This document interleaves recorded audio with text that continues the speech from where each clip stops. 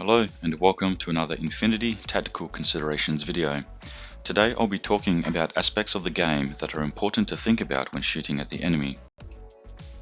I will talk about ballistic skill attacks, the two types of dice rolls and some modifiers that determine outcomes, and some considerations for ARA pieces. Ballistic skill attacks are the most common type of short skill available in the game. Infinity is mostly a shooting type of game.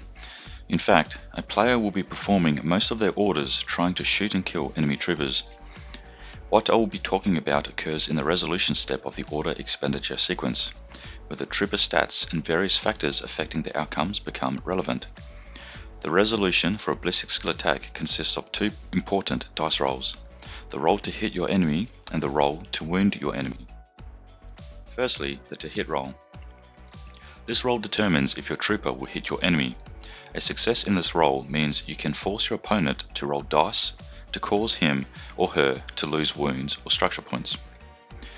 The active player has the biggest advantage in this roll because of the burst value of a weapon. This increases the likelihood of scoring a hit. However, modifiers that affect the trooper's ballistic skill can make it harder to succeed in hitting your opponent. Here are some rules in Infinity that make hitting a trooper more or less difficult. Mimetism on a trooper makes it harder for the opponent to score successful hits. This affects the shooting trooper's ballistic skill. Multispectral visors are there to counteract the mimetism rules. Camouflage is unique in that it makes the trooper harder to target. You first must discover the trooper unless the enemy reveals himself. Weapon range affects the shooting trooper's ballistic skill. Partial cover affects the shooting trooper's ballistic skill. Here is a simple effects chart involving mimetism and multispectral visors. Troopers in camouflage state have the advantage of not being shot at. However, mimetism can also apply to troopers that do not have the camouflage skill. Mimetism makes a trooper not in camouflage state more difficult to hit, and more difficult to be discovered if in camouflage state. Using a trooper with a multispectral visor reduces the advantage mimetism provides, making the success values closer to each other, equalizing the chance for winning the dice roll. For example, a Securitate versus a Myrmidon. Let us assume that both are in partial cover and receive the -3 bonus to ballistic skill. The Myrmidon has not caused a wound, so is not affected by the frenzy skill, making him receive his partial cover bonus. The Securitate is the active trooper with the Myrmidon the reactive or ARO trooper. Both troopers are greater than 16 inches and less than 24 inches apart. This puts the Myrmidon in the Spitfire's effective range and receives a +3 modifier to his ballistic skill, while the Securitate is in the negative effective range for her combi rifle, providing a -3 modifier to her ballistic skill. The Securitate's success value, including the -3 for weapon range, -3 for the enemy trooper in partial cover, and -6 for the Myrmidon's mimetism skill. The total score of modifiers is -12. Her ballistic skill of 12 minus 12 for the modifiers means the Securitate's success value to hit is 0. Because her score to hit is less than 1, the Securitate automatically fails. The Myrmidon's success value, including the +3 for weapon range, -3 for enemy trooper in partial cover, the total score of modifiers is 0. His ballistic skill of 12 will remain 12 because the modifiers cancel each other out and do not affect his ballistic skill, providing the Myrmidon with a success value of 12 or less to score a hit. In this example, despite having the reactive turn, the Myrmidon's mimetism and being in the Spitfire's effective range provide the optimal advantage for winning the face-to-face roll. The Securitate, unfortunately, does not have any ability to shoot because the modifiers she receives cause her to automatically fail and unable to hit the Myrmidon. For every successful hit, the opponent must make a saving roll. The saving roll consists of using either the arm value or the BTS value. Every failed saving roll results in the loss of a wound or structure point. Partial cover provides some advantage to the saving roll. Ammunition types have more effect because they can modify the arm or BTS value for the saving roll. Partial cover provides a +3 bonus when performing a saving roll. This bonus is added to the trooper's arm or BTS value and alters the number needed for a weapon damage to succeed. Ammunition type is important because it either modifies the arm or BTS value or It forces the opponent to roll more dice for a single successful hit. Certain skills also affect the trooper's saving roll. Impetuous, for example, means the trooper cannot receive a modification benefit from partial cover for the entire game. Having marksmanship skill prevents an enemy trooper from receiving partial cover bonuses, even if that trooper would normally do so. Certain ammunition types can modify the armor or BTS value, such as armor-piercing ammunition, which reduces the arm value of a trooper by halving down, then rounding up. For example, a trooper with an arm value of 5 is being hit by armor-piercing ammunition. The trooper's arm of 5 is divided in half, making it 2.5, then rounding up to a whole number, so the trooper's final arm value is 3. This score of 3 is used when making a saving roll. Another example, a trooper is hit with electromagnetic ammunition.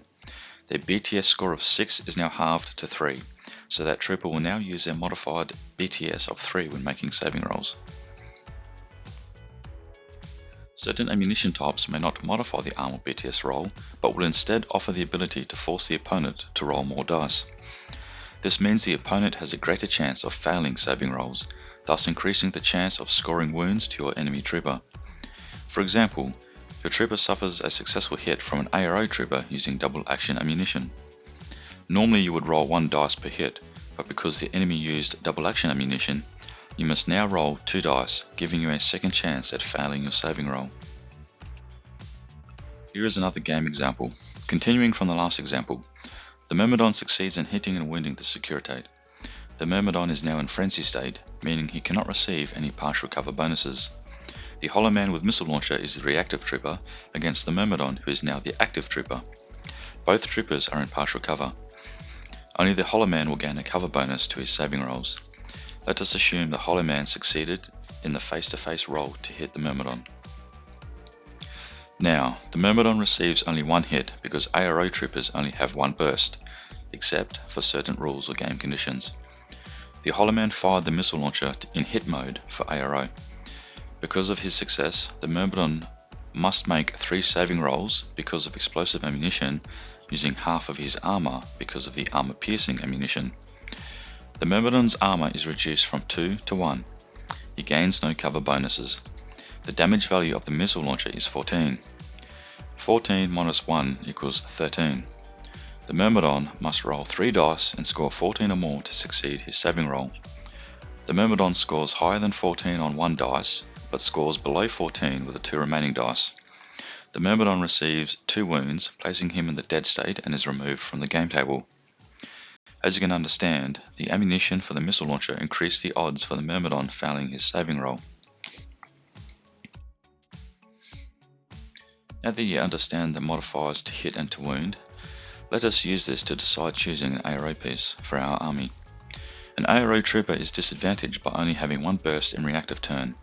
This means to improve our chances of hitting, we should look at troopers with higher ballistic skill. We need to consider weapon ranges, and a weapon that has a larger effective range will provide us with bonuses to the trooper's ballistic skill.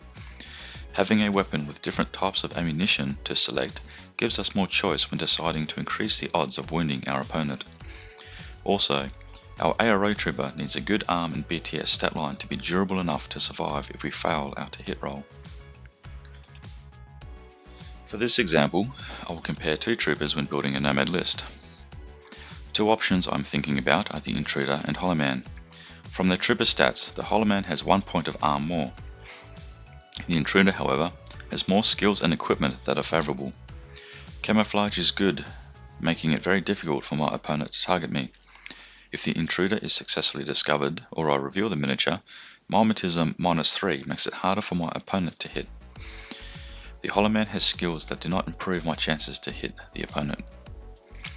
For weapons ability, the multi-sniper rifle has a +3 bonus in its effective range from greater than 16 inches out to 48 inches. This gives me 32 inches of a favourable range bands that provide a bonus to my ballistic skill. The missile launcher has an effective range from 24 inches to 40 inches, providing 16 inches of favourable bonuses to my ballistic skill. The multi-sniper rifle has an ammunition option for double action, meaning that every to-hit success forces my opponent to make 2 saving rolls per hit.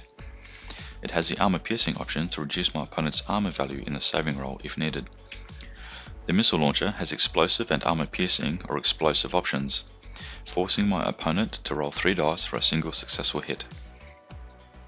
In the active turn, I get 2 bursts for the multi-sniper rifle compared to the 1 burst for the missile launcher.